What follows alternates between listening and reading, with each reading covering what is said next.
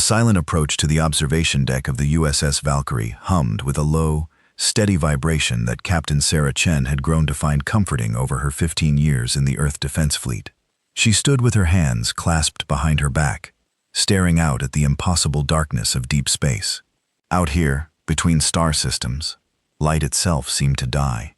It was the kind of void that made even experienced spacers feel small. Behind her, the automatic door hissed open.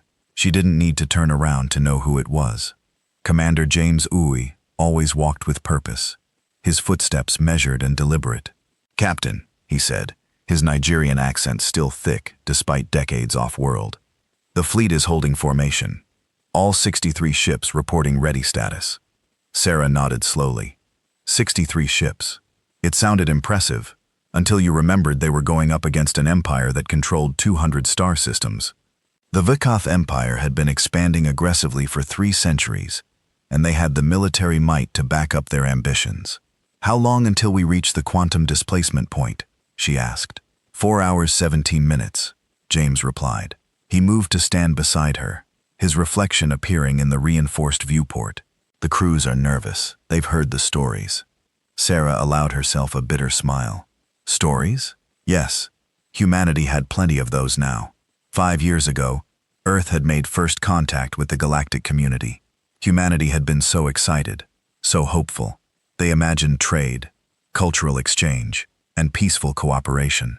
Instead, they found a galaxy divided into territories ruled by species that had been fighting each other for millennia.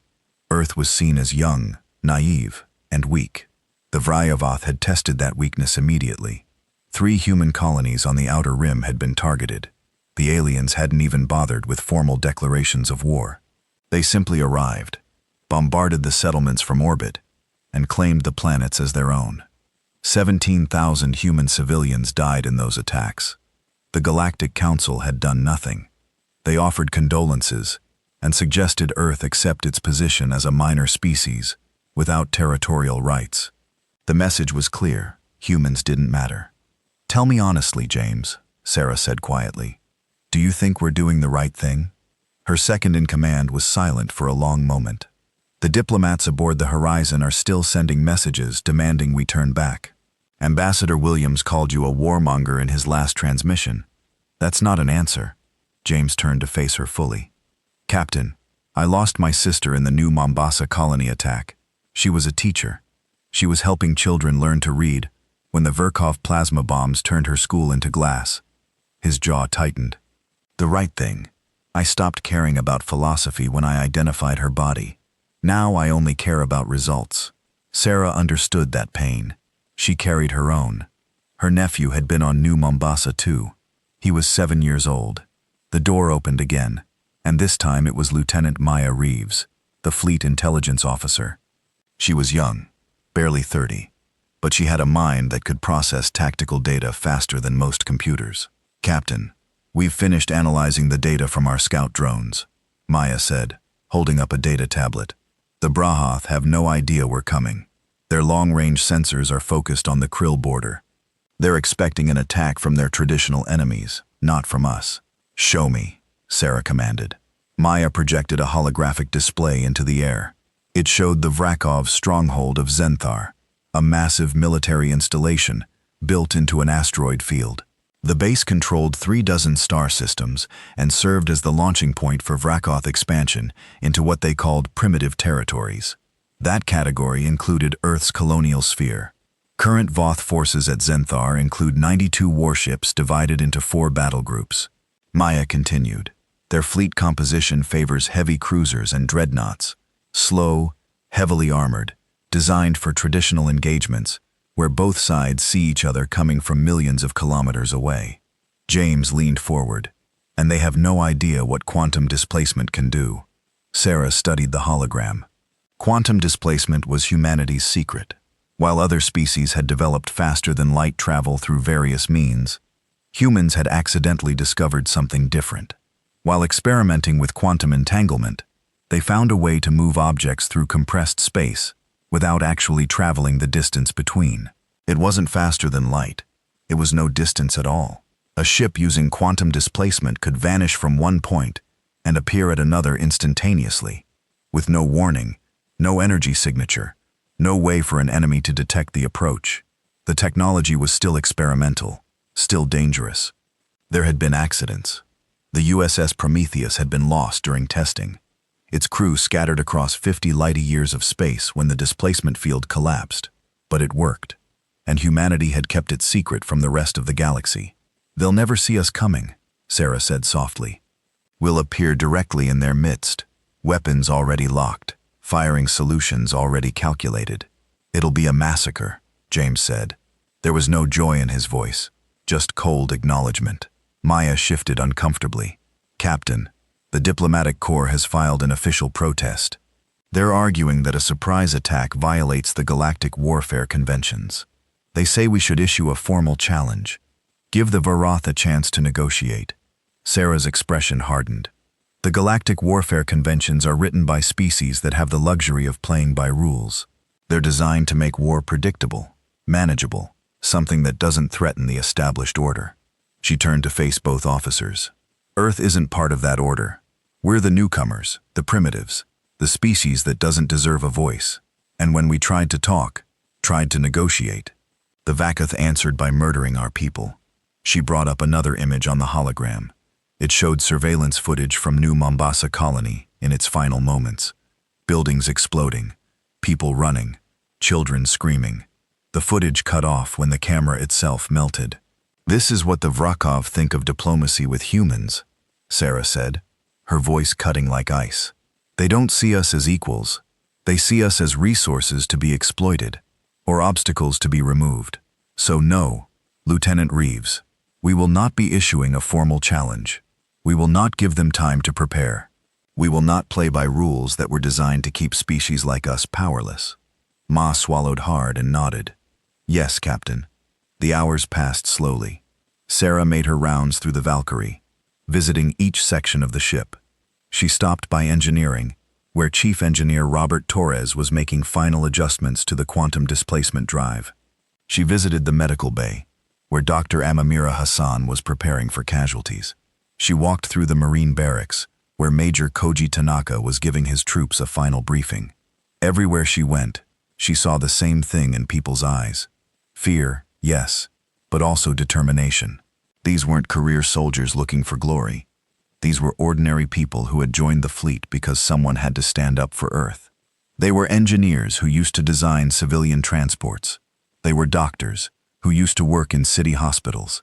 They were mechanics, teachers, farmers, and scientists who had put on uniforms because their species needed them. With 30 minutes remaining until displacement, Sarah returned to the bridge.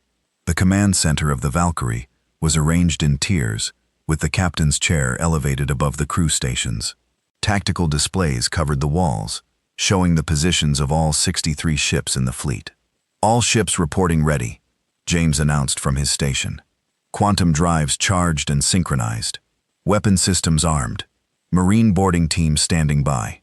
Sarah settled into her chair. "Open a channel to the fleet. All ships, all personnel." A moment later, Maya nodded. "Channel open, Captain." Sarah took a breath. She had prepared a speech, something inspiring about duty and sacrifice. But looking at the faces on her bridge at the young men and women who were about to risk everything, the prepared words felt hollow. "This is Captain Chen," she began simply. "In a few minutes, we're going to do something that's never been done before. We're going to strike at the heart of an empire that thinks we're too weak to fight back. They're wrong. They've always been wrong about humanity." She paused, choosing her next words carefully. "I won't lie to you. Some of us won't be coming home. War isn't clean, and it isn't fair. But what we're doing today isn't just about revenge. It's about sending a message to every species in this galaxy. Earth will not be bullied. Humanity will not be erased. And anyone who tries to destroy us will learn what it means to face a species that refuses to surrender." She could see crew members straightening at their stations, fear giving way to resolve.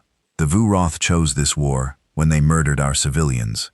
They chose this outcome when they ignored every attempt at peace. "We didn't want this fight, but now that it's here, we're going to finish it." Sarah's voice grew harder. "In 15 minutes, we jump.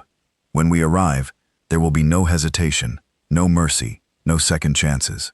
We hit them fast, we hit them hard, and we don't stop until they understand that humanity is not prey. She looked around her bridge. Every person on this fleet is here because they believe Earth deserves to survive.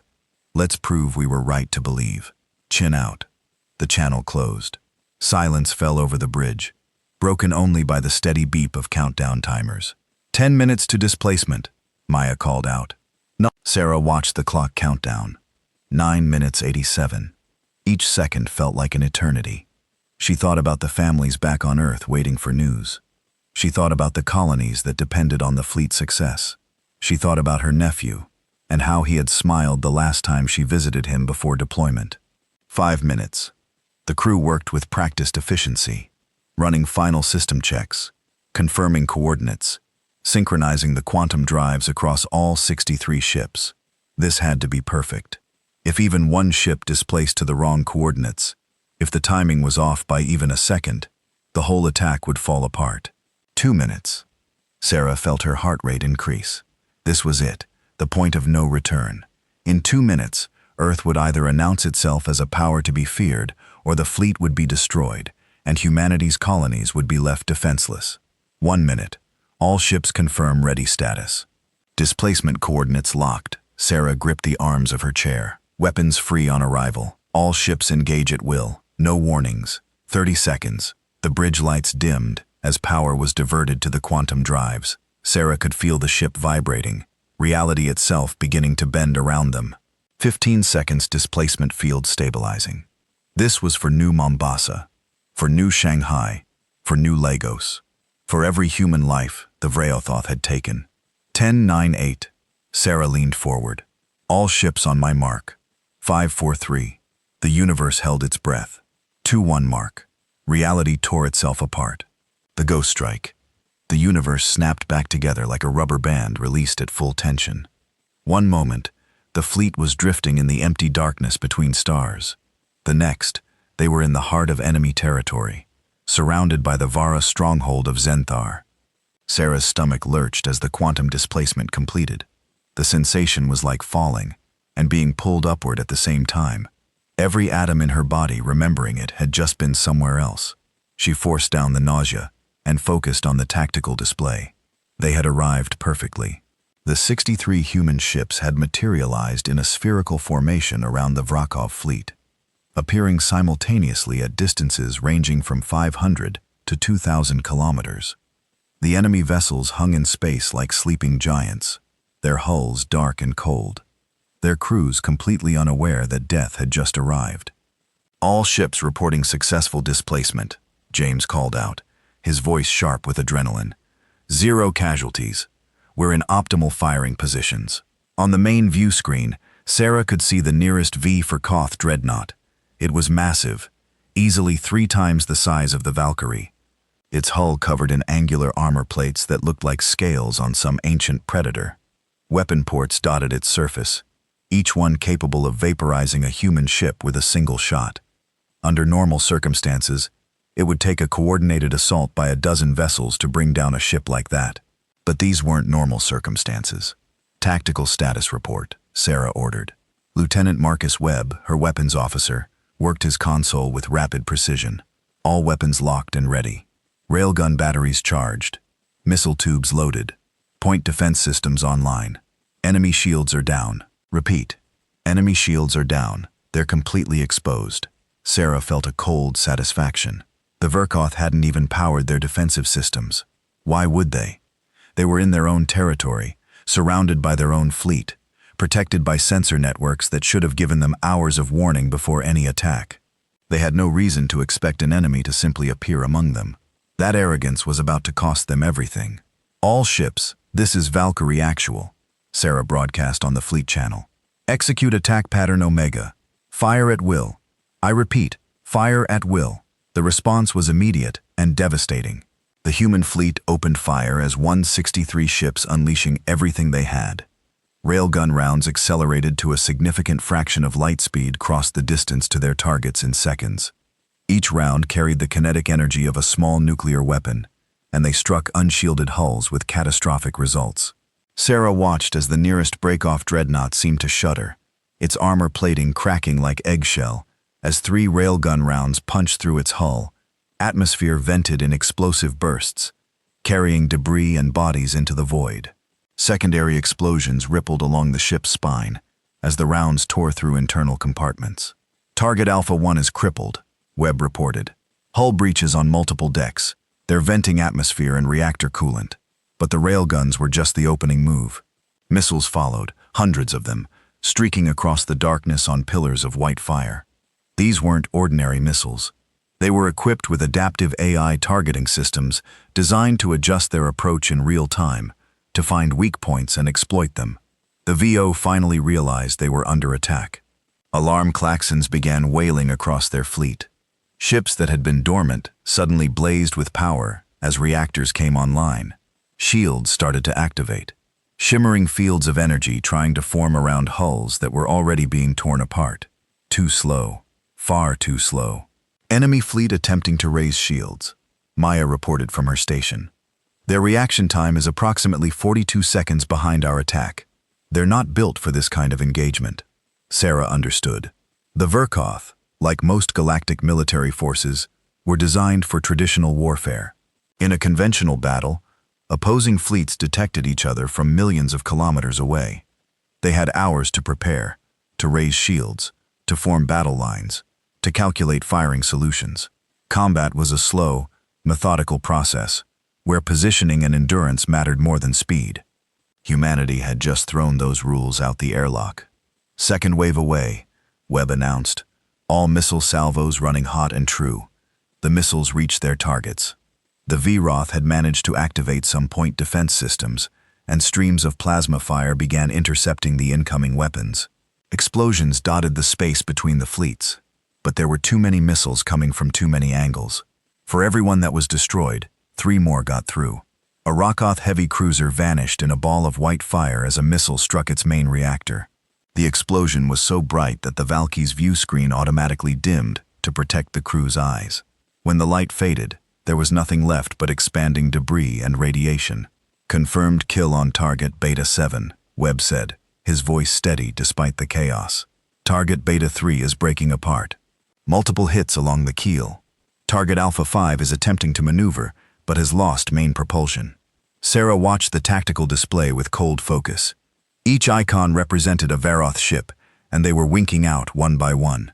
The enemy fleet was trying to respond, trying to coordinate, but they were completely unprepared. Their communication networks were scrambled. Their command structure was in chaos. Ships were firing wildly, some of them hitting their own vessels in the confusion. "Captain, we're receiving a distress signal from the Vrakov flagship," Maya said. "They're broadcasting on all frequencies. They're asking who's attacking them." Sarah felt a grim amusement. They didn't even know it was humans. In their panic and confusion, the Vrakovoth probably thought they were being attacked by the Krill, or some other traditional enemy. They couldn't conceive that the primitive species from Earth could strike with such precision and power. "No response," Sarah ordered. "Let them wonder." The battle, if it could even be called that, continued. The human fleet moved with practiced coordination, each ship executing its assigned role perfectly. Destroyers hunted down damaged Brokoff vessels, finishing them off with precise railgun fire. Cruisers targeted the enemy's command ships, cutting off any chance of organized resistance. Fighter squadrons launched from carrier vessels, swarming around larger VROTH ships like insects, targeting weapon systems and sensor arrays. Enemy attempting to launch fighters, Webb reported, designating as targets for point defense. The Vrakoth fighter craft began emerging from their mother ships, small single-pilot vessels designed for dogfighting, but they were launching into a kill zone. Human point defense systems controlled by AI that could track hundreds of targets simultaneously opened fire. Laser arrays swept across space, and Vravoth fighters exploded by the dozens before they could even orient themselves. "Captain, the enemy flagship is attempting to jump to FTL," Maya warned. "They're charging their hyperspace drive." Sarah made a split-second decision.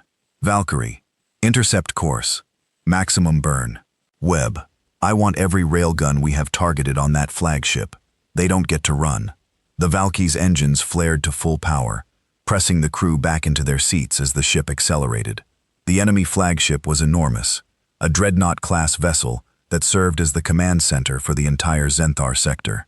If it escaped, if it carried word of what happened here, the Vra'othoth would be prepared for quantum displacement tactics in future engagements. That couldn't be allowed. Firing solution locked, Webb announced. All forward batteries ready. Fire, Sarah commanded. The Valkyrie shuddered as every railgun on the forward arc discharged simultaneously. The rounds crossed the distance in seconds, and Sarah watched as they slammed into the flagship's engines, just as the hyperspace drive was reaching critical charge. The result was spectacular and terrible. The hyperspace field, partially formed and unstable, collapsed inward on itself. Reality buckled. The flagship seemed to stretch, its hull distorting as conflicting forces tore at it.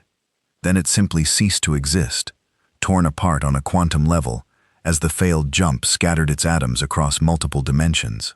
Flagship destroyed, Maya confirmed quietly. No debris. Complete molecular disintegration. James let out a slow breath. 37 enemy ships confirmed destroyed. 19 more crippled and venting atmosphere. The remaining vessels are attempting to scatter, but they're not going to make it to minimum jump distance. Sarah checked her chronometer. From the moment they had displaced into the system to now, exactly 4 minutes and 17 seconds had passed.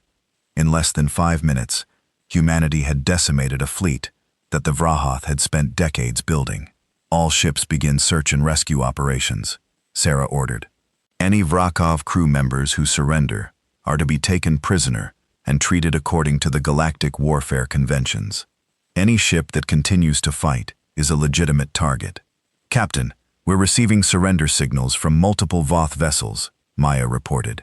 They're powering down weapons and opening their airlocks. Dispatch, Marine teams, secure those ships and evacuate the wounded.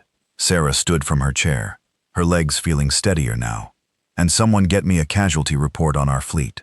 The minutes ticked by as the human fleet secured the battlefield.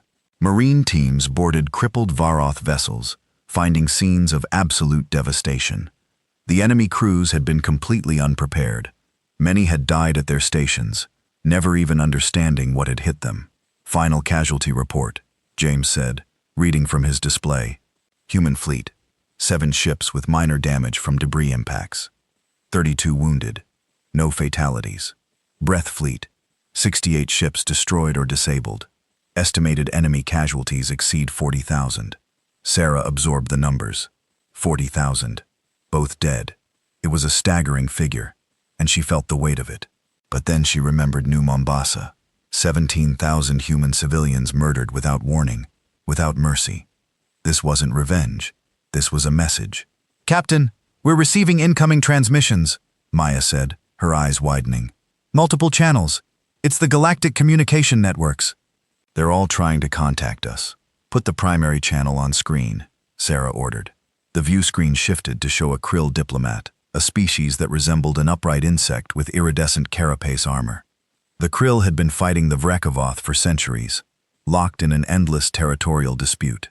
The diplomat's mandibles clicked rapidly, a sign of extreme agitation. Human vessel, this is Ambassador Credo of the Krill Confederacy. We detected massive energy discharges in Vra'othoth space. What is your status? Are you under attack? Sarah allowed herself a cold smile. The Krill thought the humans were the ones being attacked. They had no idea that the primitive species from Earth had just destroyed one of the most powerful Vra'othoth fleets in the galaxy. Ambassador, this is Captain Sarah Chen of the Earth Defense Fleet. We are not under attack. We have successfully completed a military operation against Vra'othoth forces in the Zenthar sector. The enemy fleet has been neutralized. There was a long pause. When Credo spoke again, his translator struggled to convey his disbelief. You attacked Zenthar, the Vra'othoth stronghold? That's impossible. The sensor networks alone should have given them hours of warning. How did you even approach the system? That information is classified, Sarah replied simply. What matters is that the Vra'othoth base that was used to launch attacks against human colonies is no longer operational. Earth will defend its territory and its people by any means necessary. Another voice broke into the channel, this one belonging to a Vra'othoth general, broadcasting from a distant system. His species resembled bipedal reptiles with scales that shifted through angry reds and oranges. This is an act of war, an unprovoked attack on Vrakov's sovereign territory. The Empire will respond with total force. Sarah's expression hardened. Unprovoked. Your forces attacked 3 human colonies without warning. You murdered 17,000 civilians. You ignored every diplomatic protest, every call for negotiation. You declared war on humanity the moment you opened fire on defenseless settlements. We're simply answering that declaration. You primitive species dare to threaten the Vykoth Empire, the general snarled. You have no concept of the forces you've provoked. We will crush your pathetic worlds and wipe your species from the galaxy. You can try, Sarah said coldly. But consider this. You had no idea we were coming. Your entire fleet at Zenthar was destroyed in less than 5 minutes. Your flagship was vaporized. Your forces surrendered, or died, without landing a single hit on our ships. And we did all of this using technology you didn't know we possessed. She leaned forward. So ask yourself, General, what else don't you know about humanity? What other surprises are we keeping? And are you really willing to bet your empire on finding out? The Vrayoth General's scales flashed through rapid color changes, betraying his uncertainty. Behind him, Sarah could see other Vrakov military officers arguing in their harsh, guttural language. A third voice entered the conversation, calmer and more measured. It belonged to Ambassador of the Galactic Council, a species that looked like floating jellyfish made of light. Captain Chen, the Council demands an immediate explanation. Your actions have violated multiple treaties and conventions. An emergency session is being convened. You are required to attend and answer for this attack. Sarah had expected this. The Galactic Council loved to talk, to negotiate, to maintain the status quo. They had done nothing when human colonies were destroyed. But now that humanity had fought back, suddenly, there were violations and requirements. With respect, Ambassador, Earth is not bound by treaties we had no part in negotiating, Sarah replied. Your conventions were written by species that already had power and territory. They were designed to prevent newcomers like us from challenging the established order. We tried following your rules. We filed protests, requested mediation, asked for protection. You did nothing. So, we protected ourselves by committing a massacre, Velkart said softly. By defending our people, Sarah corrected. And by sending a message to every species in this galaxy, humanity is not weak. We are not prey. We are not a resource to be exploited. We are a civilization that will fight for its survival, and we will win. The communication channels erupted into chaos. Dozens of species from powers she had never heard of, all trying to speak at once. Some were outraged, some were fearful, some were impressed. The balance of power in the galaxy had just shifted, and everyone knew it. Sarah muted the channels and turned to her crew. They were watching her with a mixture of awe and uncertainty. They had just participated in one of the most one-sided military victories in galactic history, and none of them were quite sure what it meant. Captain, James said quietly, what happens now? Sarah looked out at the debris field that had once been a Vrayoth fleet. What happens now? That was the question, wasn't it? Earth had just announced itself as a military power, but they were still vastly outnumbered. The Vrayoth Empire controlled hundreds of worlds. Other hostile species would be watching, calculating, deciding if humanity was a threat to be eliminated. Now, Sarah said, finally, we go home. We tell Earth what happened here. We prepare for whatever comes next. She met James's eyes. We showed them we can fight. Now, we need to show them we can win a war. The fleet began forming up for the journey home. As the Valky's engines came online, Sarah took one last look at the battlefield. Somewhere in that debris field were 40,000 Vakoth who would never threaten another human colony. She felt no joy in their deaths, but she felt no guilt either. They had started this war. Humanity had simply finished this battle. The real war, Sarah knew, was just beginning. But now the galaxy understood something important. Humanity had entered the battlefield, and when they did, the enemy didn't last long enough to fight back. That was a lesson the Vrauthoth would never forget, and every other species in the galaxy would learn it too. The Valkyrie turned toward home, its hull still warm from battle, carrying a crew that had just changed the course of galactic history. Behind them, The fires of Zenthar burned in the darkness, a warning beacon visible for light years. Earth had arrived, and the galaxy would never be the same.